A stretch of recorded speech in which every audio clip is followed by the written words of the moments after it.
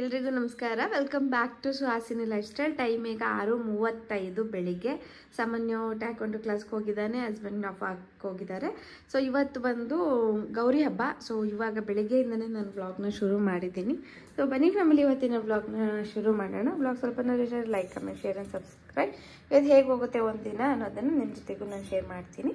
ಇನ್ನು ಬೆಳಿಗ್ಗೆ ಒಂದು ಗ್ಲಾಸ್ ನಾನು ಜೀರಿಗೆ ನೀರು ಕುಡಿತೀನಿ. ಈ ಜೀರಿಗೆ ನೀರು ನಮಗೆ ಡೈಜೆಷನ್ಗೆ ಹೆಲ್ಪ್ ಮಾಡುತ್ತೆ, ಮತ್ತು ವೆಯ್ಟ್ ಲಾಸ್ಗೆ ಹೆಲ್ಪ್ ಮಾಡುತ್ತೆ, ಹೇರು ಸ್ಕಿನ್ ಹೆಲ್ದಿಯಾಗಿರೋದಕ್ಕೂ ಕೂಡ ಹೆಲ್ಪ್ ಮಾಡುತ್ತೆ, ಮತ್ತು ಇದರಲ್ಲಿ ಇಮ್ಯುನಿಟಿ ಪವರ್ ಜಾಸ್ತಿ ಇದೆ ಅಂತ ಹೇಳ್ತಾರೆ. ಸೊ ತುಂಬ ಯೂಸ್ಫುಲ್ ಅಂತ ಹೇಳ್ತಾರೆ. ಸೊ ನನಗೂ ಕೂಡ ಈ ನೀರು ಕುಡಿದಾಗ ಒಂಥರ ಡೈಜೆಷನ್ ಚೆನ್ನಾಗಾಗುತ್ತೆ. ಬೇರೆದಕ್ಕೆಲ್ಲ ಹೆಲ್ಪ್ ಆಗಿದೆಯೋ ಇಲ್ವೋ, ಬಟ್ ಡೈಜೆಷನ್ ಅಂತೂ ಚೆನ್ನಾಗಿದೆ ಅನಿಸುತ್ತೆ. ಅವತ್ತು ಊಟ ತಿಂದಿದ್ದೆಲ್ಲ ಕ್ಲೀನಾಗಿ ಆರೋಗ್ಯ ಆಗೋದು ಆ ಥರ ಆಗುತ್ತೆ. ಸೊ ಹಾಗಾಗಿ ಬೆಳಿಗ್ಗೆ ಇವತ್ತು 1 ಗ್ಲಾಸ್ ಜೀರಾ ವಾಟರ್ ಕುಡಿದ್ಬಿಡ್ತೀನಿ. ಸೊ ಈಗ ಮನೆ ಒರೆಸಿ ಪೂಜೆ ಎಲ್ಲ ಮಾಡಬೇಕು. ಅದಕ್ಕಿಂತ ಮೊದಲು ಬಿಸಿಬೇಳೆ ಬಾತ್ ಮಾಡೋಣ ಇವತ್ತು ಟಿಫನ್ಗೆ ಅಂದ್ಕೊಂಡಿದ್ದೀನಿ. ಸೊ ಬನ್ನಿ ಬೇಗ ಕ್ವಿಕ್ಕಾಗಿ ಹೇಗೆ ಮಾಡೋದು ಅಂತ ತೋರಿಸ್ತೀನಿ. ಇನ್ನು ಇವತ್ತು ಟಿಫನ್ಗೆ ನಾನು ಬಿಸಿಬೇಳೆ ಬಾತ್ ಮಾಡೋಣ ಅಂತೇಳಿ 1 ಗ್ಲಾಸಷ್ಟು ಅಕ್ಕಿ ತೊಗೊಂಡಿದ್ದೀನಿ. 1 ಗ್ಲಾಸಷ್ಟು ತೊಗೊಂಡ್ರೆ ಅದೇ 2 ಟೈಮ್ಗೆ ಆಗೋಷ್ಟು ಆಗೋಯ್ತು. ಇನ್ನೂ ಕಡಿಮೆ ತೊಗೊಂಡ್ರೂ ಆಗುತ್ತೆ. 1 ಗ್ಲಾಸ್ ರೈಸ್ ಇವತ್ತು ತೊಗೊಂಡಿದ್ದೀನಿ. ಅದ್ರ ಜೊತೆಗೆ ಸ್ವಲ್ಪ ಜಾಸ್ತಿನೇ ತರಕಾರಿ ಹಾಕ್ಕೊತೀನಿ. ನಾನಿಲ್ಲಿ ಕ್ಯಾರೆಟು, ಗೆಡ್ಡೆಕೋಸು, ಬೀನ್ಸು ಈ 3 ಉದ್ದುದ್ದ ಕಟ್ ಮಾಡಿ ಇಟ್ಕೊಂಡಿದ್ದೆ. ಸೊ ಆ ತರಕಾರಿನೂ ಅಕ್ಕಿ ಜೊತೆಗೆ ಹಾಕ್ಕೊಂಡಿದ್ದೀನಿ. ಜೊತೆಗೆ ಸ್ವಲ್ಪ ಕಡಲೆಕಾಯಿ ಬೀಜ, ಇದು ಹುರಿದಿರೋದು ನೆನೆಸಿರೋದೇನಿಲ್ಲ, ಮಾಮೂಲಿ ಹಸಿ ಕಡಲೆಕಾಯಿ ಬೀಜನ ಹಾಕ್ಕೊಂಡಿದ್ದೀನಿ. ಅದ್ರ ಜೊತೆಗೆ ಸ್ವಲ್ಪ ಬಟಾಣಿ ಕೂಡ ಸೇರಿಸ್ಕೊಂಡಿದ್ದೀನಿ. ಇದು 1 ಬಟಾಣಿ ನೈಟೆಲ್ಲ ನೆನೆಸಿಟ್ಟಿದೆ.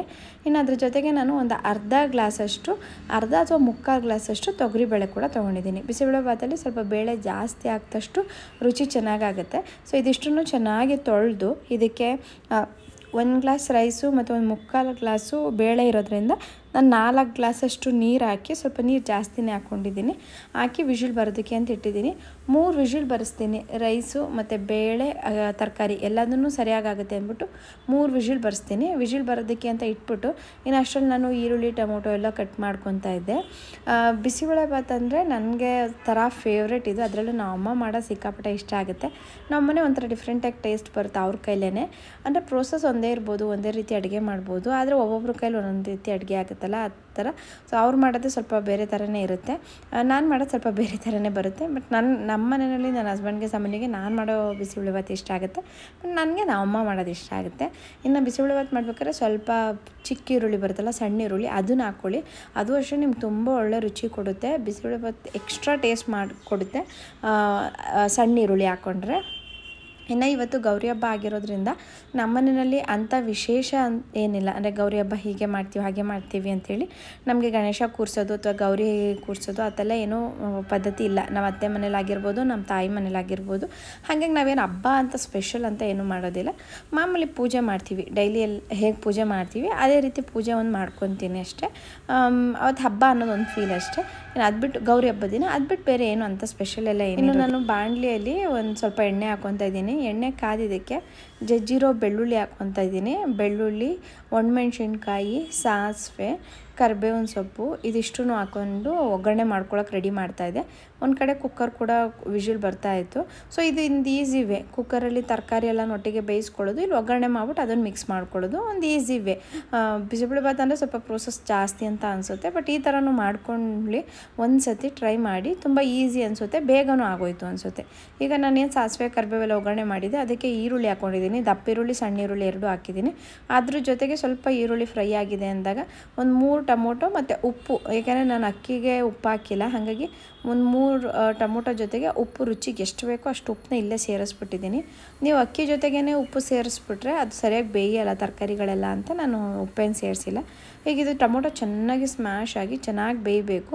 ಒಂದು ಲಿಡ್ ಮುಚ್ಚಿಬಿಟ್ಟು, ಒಂದು ಪ್ಲೇಟ್ ಏನಾದ್ರು ಮುಚ್ಚಿಬಿಟ್ಟು ಬಿಟ್ಬಿಡಿ. ಇದೆಲ್ಲ ಚೆನ್ನಾಗಿ ಸಾಫ್ಟಾಗಿ ಚೆನ್ನಾಗಿ ಆಗಲಿ. ಅಷ್ಟರಲ್ಲಿ ನಾನೇನು ಮಾಡಿದೆ ಅಂದರೆ ಪೂಜೆಗೂ ಕೂಡ ರೆಡಿ ಮಾಡ್ಕೊತಿದ್ದೆ. ಸ್ನಾನ ಮುಗಿಸ್ಬಂದು ಪೂಜೆಗೆಲ್ಲ ರೆಡಿ ಮಾಡಿ ಅದಾದಮೇಲೆ ಅಷ್ಟರಲ್ಲಿ ಟೊಮೊಟೊ ಎಲ್ಲ ಬೇಯಬೇಕು, ಮತ್ತು ಕುಕ್ಕರ್ ವಿಷಿಲ್ ಬಂದು ಮತ್ತು ಅದು ತಣ್ಣಗಾಗಬೇಕು. ಸೊ ತುಂಬ ಟೈಮ್ ತೊಗೊಳುತ್ತಲ್ಲ, ಅಷ್ಟರಲ್ಲಿ ನಾನು ಪೂಜೆ ಮಾಡ್ಕೊಂಬಿಡೋಣ, ಪೂಜೆಗೆಲ್ಲ ರೆಡಿ ಮಾಡೋಣ ಅಂತೇಳಿ ರೆಡಿ ಮಾಡ್ಕೊತಾ ಇದ್ದೀನಿ. ಇನ್ನು ನನಗೆ ಬಾಗಿಲು ಮುಂದೆ ರಂಗೋಲಿ ಹಾಕೋದು ಇಷ್ಟ ನೋಡೋಕ್ಕೆ, ಬೇರೆಯವ್ರು ಹಾಕಿದಾಗ. ಬಟ್ ನನಗೆ ಏನು ಅಷ್ಟು ಚೆನ್ನಾಗಿ ರಂಗೋಲಿ ಎಲ್ಲ ಹಾಕೋಕ್ಕೆ ಬರೋಲ್ಲ. ಹಾಗಾಗಿ ಈ ಥರ ರಂಗೋಲಿ ಹಾಕೋದಿರುತ್ತಲ್ವ, ಇದನ್ನೆಲ್ಲ ತಂದಿಟ್ಕೊಂಡ್ಬಿಟ್ಟಿರ್ತೀನಿ. ಸೊ ಇದರಲ್ಲಿ ಮಾಡ್ಕೊತೀನಿ. ಈವನ್ ಅದರಲ್ಲೂ ಕೂಡ ನಂಗೆ ಸರಿಯಾಗಿ ರಂಗೋಲಿ ಎಲ್ಲ ಸ್ಪ್ರೆಡ್ ಮಾಡಿ ಕರೆಕ್ಟಾಗಿ ಹಾಕೋಕ್ಕೆ ಬರೋಲ್ಲ. ಬಟ್ ಏನೋ ಇದು ಇವಾಗ ಸ್ವಲ್ಪ ಇಂಟ್ರೆಸ್ಟ್ ಬರ್ತಾ ಇದೆ, ಹಾಗೆ ಸ್ವಲ್ಪ ಕಲಿತಾ ಇದ್ದೀನಿ. ಇನ್ನು ಸ್ನಾನ ಮುಗಿಸ್ ಬಂದು ಟಿಫನ್ ಜೊತೆಗೆ ಬಿಸಿಬೇಳೆಭಾತ್ ಆಲ್ಮೋಸ್ಟು ಆಗಿತ್ತು, ಅದನ್ನು ಮಿಕ್ಸ್ ಮಾಡಬೇಕಿತ್ತು ಅಷ್ಟೇ. ಇನ್ನು ಹಬ್ಬ ಅಲ್ವಾ, ಹಂಗಾಗಿ ಏನಾದ್ರು ಸ್ವಲ್ಪ ಸ್ವೀಟ್ ಮಾಡೋಣ ಅಂತ ಅಂದ್ಕೊಂಡೆ. ಪ್ರಸಾದಕ್ಕೂ ಇಡೋಕ್ಕಾಗುತ್ತೆ ದೇವ್ರ ಮುಂದೆ ಪೂಜೆಗೆ ಅಂತೇಳಿ ಹಾಲು ಖೀರ್ ಮಾಡೋಣ ಅಂಥೇಳಿ ಮಾಡ್ತಾಯಿದ್ದೀನಿ. ಸಜ್ಜಿಗೆನೋ ಇಲ್ಲ ಖೀರೋ ಏನಾದ್ರು ಮಾಡೋಣ ಅಂತ ಅಂದ್ಕೊಂಡಿದ್ದೆ. ಸೊ ಖೀರ್ ಮಾಡಿಬಿಡೋಣ ಅಂಥೇಳಿ ರೆಡಿ ಮಾಡ್ಕೊತಿದ್ದೀನಿ. ನಾನೊಂದು ಪಾತ್ರೆಯಲ್ಲಿ ಸ್ವಲ್ಪ ತುಪ್ಪ ಹಾಕ್ಕೊಂಡಿದ್ದೀನಿ. ತುಪ್ಪ ಕಾದಿದೆ ಅಂದಿದ್ದೆ, ದ್ರಾಕ್ಷಿ ಮತ್ತು ಗೋಡಂಬಿ ಹಾಕ್ಕೊತೀನಿ. ತುಪ್ಪದಲ್ಲಿ ಚೆನ್ನಾಗಿ ದ್ರಾಕ್ಷಿ ಗೋಡಂಬಿ ಹುರಿದ್ಬಿಟ್ಟು ಅದನ್ನೇ ಎತ್ತಿಡಲ್ಲ, ಅದ್ರ ಜೊತೆಗೇ ನಾನು ಶಾವಿಗೆ ಇರುತ್ತಲ್ಲ ಅದನ್ನು ಹಾಕ್ಕೊತೀನಿ. ಶಾವಿಗೆ ನಾನು ಹುರಿದಿರೋದನ್ನು ತಂದಿದ್ದೆ, ಅಂದರೆ ಫ್ರೈಡು ಶಾವಿಗೆ ಬರುತ್ತಲ್ಲ ಅದನ್ನು ತಂದಿದ್ದೆ. ಹಾಗಾಗಿ ಅದು ಜಾಸ್ತಿ ಹೊತ್ತು ಹುರಿಯೋ ಕೆಲಸ ಎಲ್ಲ ಏನೂ ಇರೋಲ್ಲ. ಹಸಿ ತಂದುಬಿಟ್ರೆ ಜಾಸ್ತಿ ಟೈಮ್ ಹುರಿತಾ ಇರಬೇಕು, ಒಂದು ಸೀದೋಗಬಾರ್ದು, ಎಲ್ಲ ಕರೆಕ್ಟಾಗಿ ಹುರಿದಿರಬೇಕು. ಹಾಗಾಗಿ ಈ ಥರದ್ದು ಫ್ರೈಡ್ ತಂದುಬಿಟ್ರೆ MTR ಸಿಗುತ್ತಲ್ಲ, ಅದು ಫ್ರೈಡ್ ತಂದುಬಿಟ್ರೆ ಸ್ವಲ್ಪ ಈಸಿ ಆಗುತ್ತೆ ಅಂದ್ಬಿಟ್ಟು ನಾನು ಆ ಥರ ತಂದು ಇಟ್ಕೊತೀನಿ. ಸೊ ಅದನ್ನು ಒಂದು ಕಪ್ಪಷ್ಟು, ಒಂದು ಚಿಕ್ಕ ಕಪ್ಪಲ್ಲಿ ಒಂದು ಕಪ್ಪಷ್ಟು ಹಾಕ್ಕೊಳ್ತಾ ಇದ್ದೀನಿ.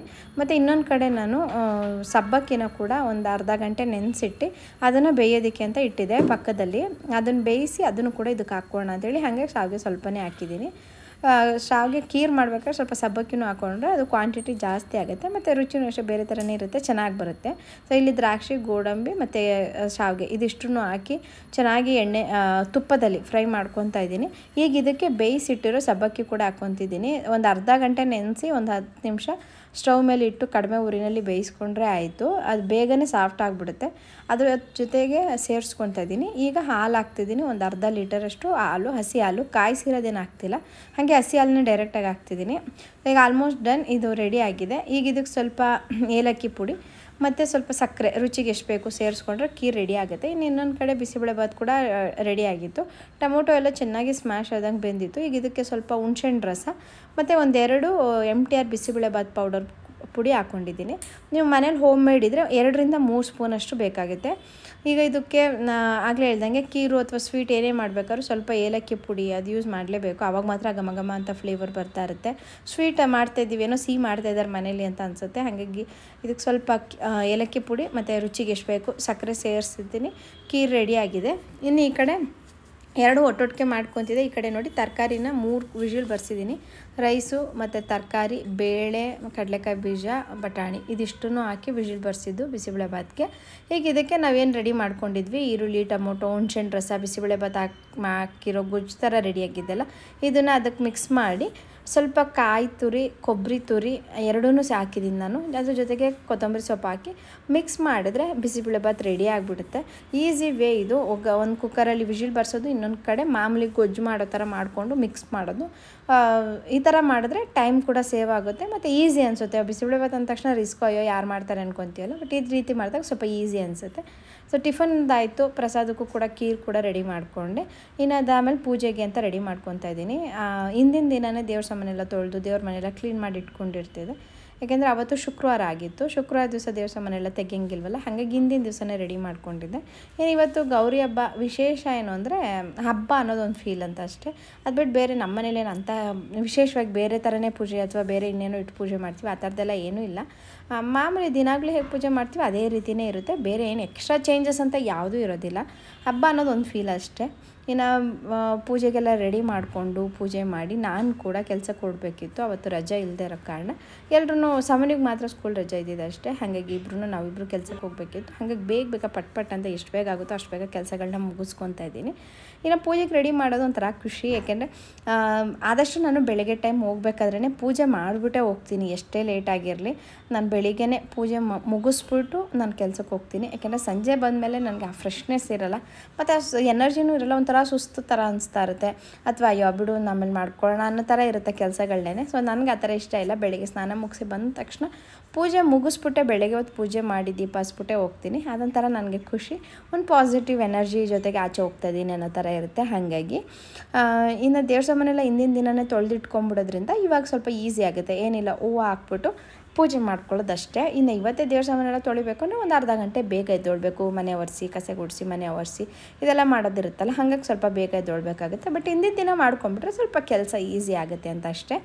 ಇನ್ನು ಈ ವರ್ಷದ ಗೌರಿ ಗಣೇಶ ಹಬ್ಬ ನೀವೆಲ್ಲರೂ ಆಚರಿಸಿದ್ದೀರಾ, ಎಲ್ರಿಗೂ ಹಬ್ಬ ಆಗಿದೆ ಅಂತ ಅಂದ್ಕೊತೀನಿ. ಈ ವರ್ಷದ ಗೌರಿ ಗಣೇಶ ಹಬ್ಬ ನಿಮ್ಮೆಲ್ರಿಗೂ ಒಳ್ಳೇದು ಮಾಡಲಿ.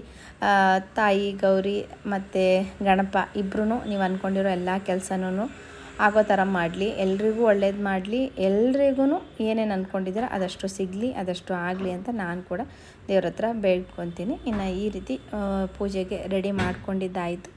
ಈಗ ಪೂಜೆ ಮಾಡೋದಷ್ಟೇ ಕೆಲಸ. ದೇವ್ರ ಮನೆ ರೆಡಿ ಮಾಡೋದಕ್ಕೆ ಅಂತಲೇ ಒಂದು 10-20 ನಿಮಿಷ ಟೈಮ್ ತೊಗೊಂಡ್ಬಿಡ್ತೀವಿ. ಎಷ್ಟೇ ಟೈಮ್ ಆಗಿದ್ರೂ, ಎಷ್ಟೇ ಲೇಟ್ ಆಗಿದ್ರೂ ಆದರೆ ಅದೊಂದು ಸ್ಯಾಟಿಸ್ಫ್ಯಾಕ್ಷನ್ ಇರಬೇಕು. ಓಕೆ, ಇವಾಗ ಪೂರ್ತಿ ಆಯ್ತಪ್ಪ, ಕ್ಲೀನಾಗಿ ಮಾಡಿದ್ದೀವಿ ಅನ್ನೋದಿರಬೇಕಲ್ಲ. ಏನೋ ಗಡಿಬಿಡೀಲಿ ಅಂದ್ಬಿಟ್ಟು ಹೆಂಗೋ ಮಾಡಿಬಿಟ್ಟು ಹೋಗೋಕ್ಕಾಗಲ್ಲ. ಬೇರೆ ದಿನವೂ ಅಷ್ಟೇ, ಹಬ್ಬ ಅಂತಲೇ ಅಲ್ಲ, ಬೇರೆ ದಿನವೂ ಅಷ್ಟೇ, ಎಷ್ಟೇ ಟೈಮ್ ಆಗಿದ್ರೂ ಅದು ನೀಟಾಗಿ ಎಲ್ಲ ನಮ್ಗೆ ಹೆಂಗೆ ಸಮಾಧಾನ ಆಗುತ್ತೋ ಅದೇ ರೀತಿ ರೆಡಿ ಮಾಡಿನೇ ಪೂಜೆ ಮಾಡೋದು. ಮತ್ತು ಇನ್ನೊಂದು ಅಬ್ಸರ್ವ್ ಮಾಡಿರೋದು ಏನಂದರೆ, ನಾನು ಅಬ್ಸರ್ವ್ ಮಾಡಿರೋದು, ಈಗ ನಾವು ಪ್ರತಿದಿನ ನಾವು ಪೂಜೆ ಮಾಡ್ತಾಯಿರ್ತೀವಿ. ಈಗ ಹೊಸ್ದಾಗಿ ಯಾರೋ ಪೂಜೆ ಮಾಡ್ತಾಯಿರ್ತಾರೆ ಅಂದರೆ ಅಥವಾ ನಮ್ಮ ಮನೇಲಿ ಬಂದು ಏನೋ ಅದು ರೆಡಿ ಮಾಡಿದ್ದೆ, ಫೋಟೋ ಎಲ್ಲ ರೆಡಿ ಮಾಡಿದ್ದಾರೆ ಅಂದರೆ ನಮ್ಗೆ ಅದು ಅಷ್ಟೊಂದು ಇಷ್ಟನೇ ಆಗಲ್ಲ, ಅದು ಏನೋ ಸಮಾಧಾನ ಆಗಲ್ಲ. ಹಿಂಗೆ ಮಾಡ್ಬಾರ್ದಿತ್ತು, ಹಂಗೆ ಮಾಡ್ಬಾರ್ದಿತ್ತು ಅನಿಸ್ತಾ ಇರುತ್ತಲ್ವ. ಅದು ಕೆಲವೊಂದು ಇರುತ್ತೆ, ಅದು ತೀರಾ ಪರ್ಸ್ನಲ್ ಅಂತ ಇರುತ್ತಲ್ವ. ಅದರಲ್ಲಿ ಈ ಥರ ದೇವ್ರ ಪೂಜೆ ಮಾಡೋದು ಕೂಡ ಒಂದು ನನಗೆ. ಹಾಗಾಗಿ ನಾನು ರೆಡಿ ಮಾಡೋದು ನನಗೆ ಇಷ್ಟ ಆಗೋದು. ಅದು ಹೆಂಗೆ ಇರಲಿ, ಅದು 1 ಹೂವು ಇಟ್ಟಿರಲಿ 2 ಹೂವು ಇಟ್ಟಿರಲಿ, ಬಟ್ ನಾನು ರೆಡಿ ಮಾಡೋದೇ ನನಗೆ ಇಷ್ಟ ಆಗೋದು. ಈಗ ಫೈನಲಿ ಎಲ್ಲ ರೆಡಿ ಆಯಿತು, ಪಟ್ ಅಂತ ಎಲ್ಲ ಇಟ್ಬಿಟ್ಟು ಈಗ ಪೂಜೆ ಮಾಡ್ಕೊತಾ ಇದ್ದೀನಿ. ದೇವ್ರ ಕೈ ಮುಗಿದು ದೇವ್ರೆ ಒಳ್ಳೇದು ಮಾಡಪ್ಪ ಅಂಥೇಳಿ ಇನ್ನು ಬಿಸಿ ಬಿಸಿ ಅಡುಗೆ ಕೂಡ ರೆಡಿಯಾಗಿತ್ತು. ಸೊ ಊಟ ಮಾಡ್ಕೊಂಡು ಟಿಫನ್ ಮಾಡ್ಕೊಂಡು ಹೊರಡೋದಷ್ಟೇ ಕೆಲಸ. ಹೀಗಿತ್ತು ಫ್ಯಾಮಿಲಿ ನಮ್ಮನೆ ಗೌರಿ ಹಬ್ಬ. ಐ ಹೋಪ್ ನಿಮ್ಮೆಲ್ಲರಿಗೂ ಈ ಗೌರಿ ಹಬ್ಬ ಇಷ್ಟ ಆಗಿದೆ ಅಂತ ಅಂದ್ಕೊಳ್ತೀನಿ, ಅಥವಾ ಈ ಗೌರಿ ಹಬ್ಬದ ವ್ಲಾಗ್ ಇಷ್ಟ ಆಗಿದೆ ಅಂದ್ಕೊಳ್ತೀನಿ. ಸೊ ಹೇಗಾಯಿತು ಹಬ್ಬ, ಎಲ್ಲರ ಮನೇಲೂ ಹಬ್ಬ ಆಗಿದೆ ಅಂತ ಕಮೆಂಟಲ್ಲಿ ತಿಳಿಸಿ. ಇನ್ನು ನೀವೆಲ್ಲ ಹೇಗೆ ಗೌರಿ ಹಬ್ಬ ಆಚರಿಸ್ತೀರ ಅಂದರೆ, ಕೆಲವೊಂದು ಕಡೆ ಬಾಗಿನ ಕೊಡೋದು, ಗಣೇಶ ಕೂರಿಸೋದು, ಗೌರಿ ಪೂಜೆ ಮಾಡೋದು, ಈ ಥರದ್ದೆಲ್ಲ ಮಾಡ್ತಾರೆ. ಬಟ್ ನಮಗೆ ಕೆಲವೊಂದು ಹಬ್ಬಗಳನ್ನ ನಾವು ಇದೇ ಸುಮ್ಮನೆ ಹೀಗೆ ಪೂಜೆ ಮಾಡಿನೇ ಆಚರಿಸ್ಕೊಬರೋದು. ಅದರಲ್ಲಿ ದೀಪಾವಳಿ ಅವಾಗಲೂ ಅಷ್ಟೇ ನಾವು ಏನೂ ಅಂಥ ವಿಶೇಷವಾಗಿ ಏನೂ ಮಾಡೋದಿಲ್ಲ. ಕೆಲವ್ರು ಕಜ್ಜಾಯ ಎಲ್ಲ ಮಾಡಿ ಹಬ್ಬ ಸೆಲೆಬ್ರೇಟ್ ಮಾಡ್ತಾರೆ. ಬಟ್ ನಮ್ಮ ಕಡೆ ಆ ಥರದ್ದೆಲ್ಲ ಏನೂ ರೂಢಿ ಇಲ್ಲ. ಕೆಲವೊಂದನ್ನು ನಾವು ಹೆಂಗೆ ನಡ್ಸ್ಕೊಬಂದಿರ್ತೀವಿ ಅದೇ ರೀತಿ ನಡ್ಸ್ಕೊಂಡು ಹೋಗೋದಷ್ಟೇ. ಲಕ್ಷ್ಮೀ ಹಬ್ಬನೂ ಅಷ್ಟೇ ನಮ್ಮೂರ ಕಡೆ ಯಾರೂ ಮಾಡಲ್ಲ. ಅದೇನೋ ನನಗೆ ಚಿಕ್ಕ ವಯಸ್ಸಿಂದ ಹಬ್ಬ ಅಂದರೆ ಇಷ್ಟ, ಅದೊಂಥರ ನಾನು ಇಷ್ಟಪಟ್ಟು ಮಾಡೋ ಹಬ್ಬ ಅಷ್ಟೇ.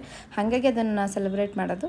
ಅದು ಬಿಟ್ಟರೆ ಇನ್ನು ಉಳಿದಿದ್ದು ಎಲ್ಲ ಹಬ್ಬನೂ ನಾವು ಮುಂಚೆ ಎಲ್ಲ ಹೆಂಗೆ ಮಾಡ್ಕೊಂಬರ್ತಿದ್ವಿ ನಮ್ಮ ಅತ್ತೆ ಮನೇಲಿ, ತಾಯಿ ಮನೇಲಿ, ಅದೇ ರೀತಿ ಫಾಲೋ ಮಾಡ್ಕೊಂಡು ಹೋಗ್ತೀವಿ. ಎಕ್ಸ್ಟ್ರಾ ಅಂತ ಏನೂ ಮಾಡೋದಿಲ್ಲ. ನಮ್ಮೂರ ಕಡೆ ಕೆಲವೊಂದು ಹಬ್ಬಗಳನ್ನ ತುಂಬ ಜೋರಾಗಿ ಮಾಡ್ತಾರೆ. ಅದರಲ್ಲಿ ಅಮಾವಾಸ್ಯೆ ಹಬ್ಬ ಆಗಿರ್ಬೋದು. ಅದು ಬಿಟ್ಟರೆ ನಾವು ಊರ ಹಬ್ಬ ಅಂತ ಮಾಡ್ತೀವಿ, ಮಾರ್ಚ್ ತಿಂಗಳಲ್ಲಿ ಬರುತ್ತೆ. ಆ ಹಬ್ಬಗಳನ್ನೆಲ್ಲ ತುಂಬ ಜೋರಾಗಿ ಮಾಡ್ತಾರೆ. ಅದು ಬಿಟ್ಟು ಇನ್ನು ಉಳಿದಿದ್ದು ಎಲ್ಲ ಹಬ್ಬನೂ ಮನೇಲಿ ಏನು ಬೇಕೋ ಅದನ್ನು ಮಾಡ್ಕೊಂಡು ತಿನ್ನೋದು. ಹಬ್ಬ ಅಂದ್ರೇ ಹಂಗೆ ಅಲ್ವಾ, ಏನು ಇಷ್ಟ ಬರುತ್ತೋ ಅದನ್ನು ಅಡುಗೆ ಮಾಡಿ ತಿನ್ನೋದು ಅಂತ. ಯಾಕೆಂದರೆ ಮುಂಚೆ ಎಲ್ಲ ಬೇಕು ಅಂದಾಗೆಲ್ಲ ಎಲ್ಲನೂ ಸಿಗ್ತಿರ್ಲಿಲ್ಲ. ಈಗೆಲ್ಲ ಒಬ್ಬಟ್ಟು ಬೇಕು ಅಂದರೆ ಒಂದು 5 ನಿಮಿಷದ ದಾರಿ ಹೋಗೋದು, ಮನೆ ಒಳಗೆ ಅವು ಇರುತ್ತೆ, ಅದರಲ್ಲೆಲ್ಲ ತೊಗೊಂಬಂದು ತಿಂತಾ ಇರೋದಷ್ಟೇ. ಬೇಕು ಅಂದರೆ ಮನೆಯಲ್ಲೂ ಕೂಡ ಮಾಡ್ಕೊಂಡು ತಿನ್ಬೋದು. ಬಟ್ ಮುಂಚೆ ಎಲ್ಲ ಆ ಥರ ಆಪ್ಷನ್ಸ್ಗಳೆಲ್ಲ ಇರೋಲ್ಲ. ಬೇಕು ಅಂದಾಗ ಬೇಕಾಗಿದ್ದನ್ನು ಮಾಡ್ಕೊಂಡು ತಿನ್ನೋವಂಥದ್ದು. ಹಾಗಾಗಿ ಹಬ್ಬ ಅಂತ ಸೆಲೆಬ್ರೇಟ್ ಮಾಡಿ ಅವತ್ತು ಏನು ಬೇಕೋ ಅವತ್ತು ಹಬ್ಬದ ಅಡುಗೆ ಅಂತ ಮಾಡ್ಕೊಂಡು ಊಟ ಮಾಡೋದು. ಆದರೆ ಇವಾಗ ಹಬ್ಬದ ಅಡುಗೆಗಳು ಅಂತಲೇ ಹೋಟ್ಲುಗಳಲ್ಲಿ ಸಿಗುತ್ತೆ. ಹಬ್ಬದ ಊಟ ಅಂತ ಎಲ್ಲ ಟೈಮ್ನಲ್ಲೂ ಸಿಗುತ್ತೆ, ಯಾವಾಗ ಬೇಕು ಅವಾಗ ಹೋಗಿ ತಿನ್ಕೊಬರ್ಬೋದು. ಹಾಗಾಗಿ ಇವಾಗ ಸ್ವಲ್ಪ ಹಬ್ಬಗಳು ಅಂದರೆ ಈ ಥರ ಅನಿಸುತ್ತೆ. ಬಟ್ ಆವಾಗ ಅದೊಂದು ಕಾರಣದಿಂದ ಇಟ್ಕೊಂಡಿದ್ರು, ಹಬ್ಬ ಅಂತ ಮಾಡ್ತಿದ್ರು. ಹಾಗಾಗಿ ನಾವು ಕೂಡ ನಮ್ಮೂರ ಕಡೆ ಅಥವಾ ನಮ್ಮ ಮನೆಯಲ್ಲೆಲ್ಲ ಹೆಂಗೆ ಹಬ್ಬ ಮಾಡ್ಕೊಂಬರ್ತಾರೆ ಆ ಹಬ್ಬಗಳನ್ನ ಅದೇ ರೀತಿ ಮಾಡ್ತೀವಿ. ಅನಿಸ್ಬೋದು ನಿಮಗೆ ಗೌರಿ ಹಬ್ಬದಲ್ಲಿ ಅಂತೀರ ಬಾಗಿನ ಕೊಡಲ್ವ ನೀವು, ಅದು ಮಾಡಲ್ವ ಅಂತ ಅನ್ಕೋಬೋದು. ಬಟ್ ಇಲ್ಲ, ನಮ್ಗೆ ಆ ರೀತಿ ಯಾವುದೋ ಪದ್ಧತಿ ಬಂದಿಲ್ಲ. ಹಾಗಾಗಿ ನಾವು ಆ ಥರ ಎಲ್ಲ ಏನೂ ಮಾಡಲ್ಲ. ಸೊ ಇನ್ನು ಪೂಜೆ ಎಲ್ಲ ಮುಗಿಸಿ ಟಿಫನ್ ಕೂಡ ರೆಡಿ ಆಯಿತು.